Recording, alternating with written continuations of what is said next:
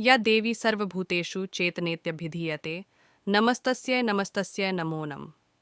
कैलाश पर्वत के ध्यानी की अर्धांगिनी मां सती पार्वती को ही शैलपुत्री, ब्रह्मचारिणी, चंद्रघंटा, कूष्मांडा, स्कंदमाता, कात्यायनी, कालरात्रि, महागौरी, सिद्धिदात्री आदि नामों से जाना जाता है। इसके अलावा भी माँ के अनेक नाम हैं, जैसे दुर्गा, जगदम्बा, अम्बे, शेरांवाली आदि, लेकिन सब में सुंदर नाम तो मान ही है। आज हम आप सबको नवरात्रि के इस पावन पर्व पर शुभकामनाएं देते हुए इनकी कहानी सुनाएंगे, जो हमारे इस वीडियो के माध्यम से दिखाया और सुनाया जाएगा। कथा एक पौराणिक कथा के अनुसार नवरात्रि में माँ दुर्गा ने महिषासुर नामक राक्षस का वध करके देवताओं को उसके कष्टों से मुक्त किया था। महिषासुर ने भगवान शिव की आराधना करके अद्वितीय शक्तियां प्राप्त कर ली थीं और तीनों देव अर्थात ब्रह्मा, विष्णु व महेश भी उसे हराने में असमर्थ थे। महिषासुर राक्षस के आतंक से सभी देवता भयभीत थे।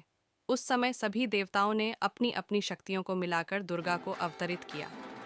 अनेक शक्तियों के तेज से जन्मी माता दुर्गा ने महिषासुर का वध कर सबके कष्टों को दूर किया।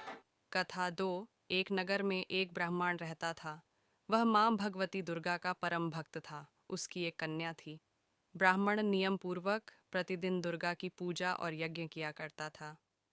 सुमति अर्थात ब्राह्मण की बेटी भी प्रतिदिन इस पूजा में भाग लिया करती थी। एक दिन सुमति खेलने में व्यस्त होने के कारण भगवती पूजा में शामिल नहीं हो सकी। यह देख उसके पिता को क्रोध आ गया और क्रोधवश उसके पिता ने कहा कि वह उसका विवाह किसी दरिद्र और कोढ़ी से करेगा।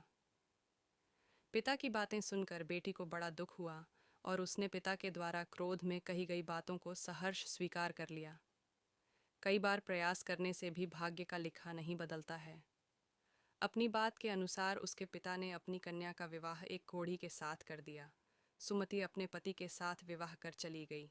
उसके पति का घर न होने के कारण उसे वन में घास के आसन पर रात बड़े कष्ट में बितानी पड़ी। गरीब कन्या की यह दशा देखकर माता भगवती उसके द्वारा पिछले जन्म में की गई उसके पुण्य प्रभाव से प्रकट हुई और सुमति से बोली, हे कन्या, मैं तुम पर प्रसन्न हूँ।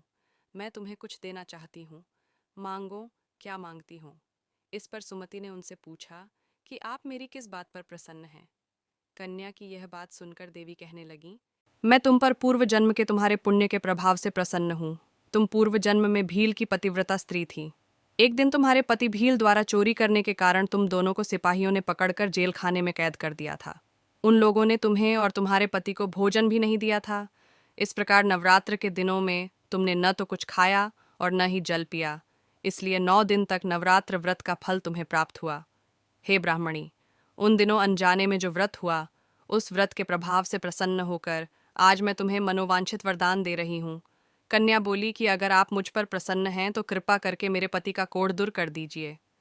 माता ने कन्या की यह इच्छा शीघ्र पूरी कर दी। उसके पति का शरीर माता भगवती की कृपा से रोगहीन हो गया। कथा 3। रामायण के एक प्रसंग के अनुसार भगवान श्री राम, लक्ष्मण, हनुमान व समस्त वानर सेना द्वारा आश्विन शुक्ल प्रतिपदा से नवमी तक 9 दिनों तक माता शक्ति की उपासना कर दशमी तिथि को लंका पर आक्रमण प्राप्त किया था।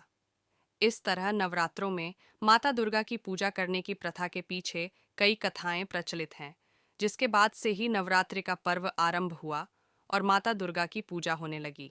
नवरात्रि हिंदुओं का एक प्रमुख पर्व है। नवरात्रि एक संस्कृत शब्द है जिसका अर्थ होता है 9 रातें। इन 9 रातों और 10 दिनों के दौरान शक्ति देवी के 9 रूपों की पूजा की जाती है। 10वां दिन दशहरा के नाम से प्रसिद्ध है। नवरात्रि वर्ष में 4 बार आता है। माघ, चैत्र, आषाढ़, अश्विन मास में प्रतिपदा से नवमी तक मनाया जाता है।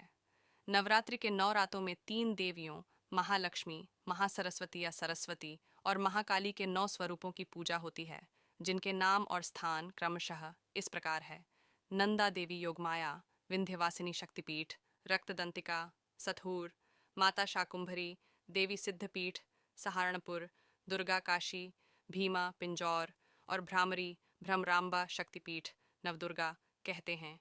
नवरात्रि एक महत्वपूर्ण प्रमुख त्योहार है जिसे पूरे भारत में महान उत्साह के साथ मनाया जाता है।